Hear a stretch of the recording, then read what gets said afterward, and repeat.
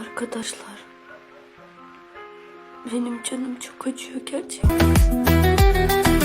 Türk, Seyel, Görkez, Meldel o bizim kızlara yine daha sonu. Bu kız kim? Türk, Seyel, Görkez, Yaray, öz dilinde gül eder. Başka videoları reke düşmem, in maskarası düşüktür. Öyle yaştan yanan olsam, özünü saklamalı ki.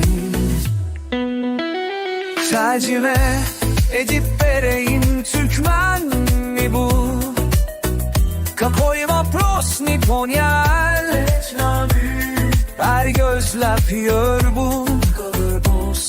Olan gözlemene ansat usul.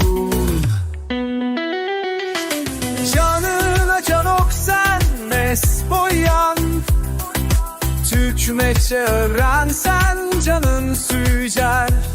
Türkmen dil için dile basın, beynime çaga ağla putura, saçın yurt için gider.